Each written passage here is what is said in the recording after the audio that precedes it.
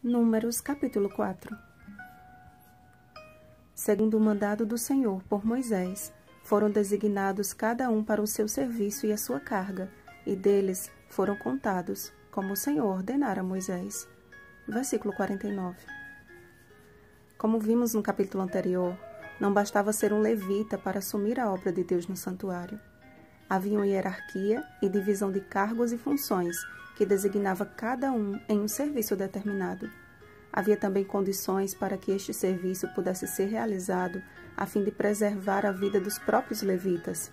Certos objetos do tabernáculo precisavam ser preparados por Arão e seus filhos antes que os levitas tivessem acesso a eles para os transportar. A Arca da Aliança, por exemplo, além dos objetos e móveis utilizados no lugar santo, precisavam ser cuidadosamente cobertos antes que os filhos de Coate tivessem acesso a qualquer deles, para que não morressem. Através destas regras acerca do transporte do santuário, tanto os levitas quanto os demais filhos de Israel recebiam preciosas lições sobre santidade, reverência e temor do Senhor.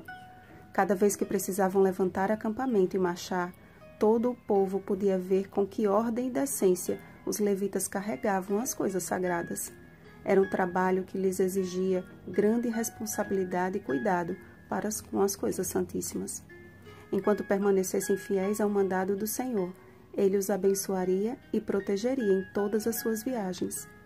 Engana-se quem pensa que Deus não requer mais de seu povo o mesmo cuidado e zelo para com a sua obra. Cada discípulo de Jesus é chamado a realizar um serviço específico na grande obra final e precisamos permitir que o Senhor nos indique este exato dever.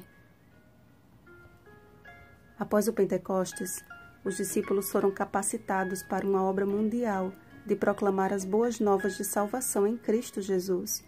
O Espírito Santo falou a Filipe para ir ao encontro de um eunuco etíope e lhe ensinar as Escrituras.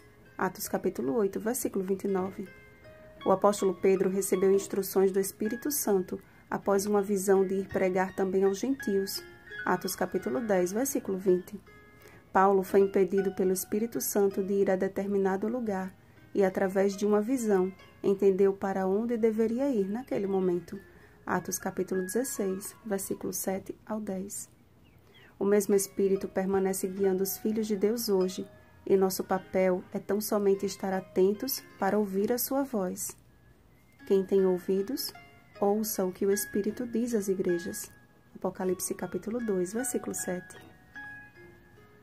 Não podemos lidar com a sagrada obra do Senhor conforme nos apraz, mas precisamos entender qual seja a vontade de Deus em nossa lida nesta terra. Ele não exigiu que os sacerdotes tomassem para si todos os encargos do templo, mas designou uma tribo inteira para auxiliá-los. Também não colocou sobre os ombros de uns poucos o peso de carregar o santuário, mas dividiu as funções a fim de que não fossem sobrecarregados. O primeiro convite que Jesus nos faz é o de ir até Ele, depondo a seus pés todo o nosso cansaço e sobrecarga e trocarmos pelo seu jugo suave e seu fardo leve. Mateus capítulo 11, versículos 28 ao 30. Só então estaremos aptos para realizar a obra que Ele nos designou, conforme o Espírito nos for guiando. Entender isto é crucial para que o reino de Deus avance em seus propósitos e o Senhor nos acrescente dia a dia os que vão sendo salvos. Atos capítulo 2, versículo 47. Há um inimigo que conhece muito bem a ordem e disciplina celestial, que já compôs o cenário do céu na perfeita obra dos anjos, mas cuja rebelião o expulsou do lugar de Deus. E ele faz de tudo para distrair o povo de Deus e impedi-lo de avançar ordenadamente, aproveitando-se da fragilidade de professos cristãos para isso. Ellen White escreveu: Satanás bem sabe que o sucesso apenas pode acompanhar a ação ordenada e harmoniosa.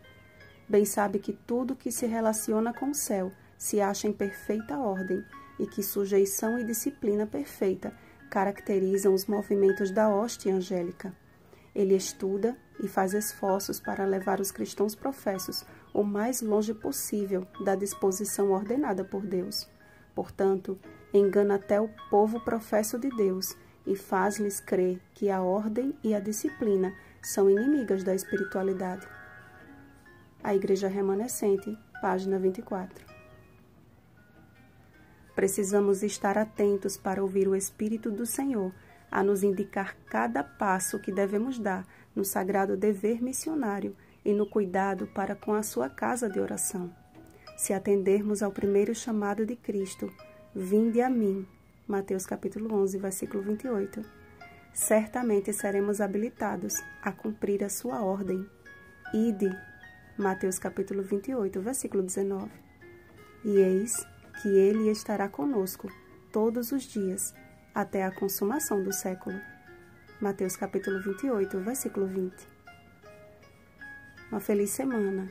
Igreja ordenada do Deus vivo. Rosana Garcia Barros.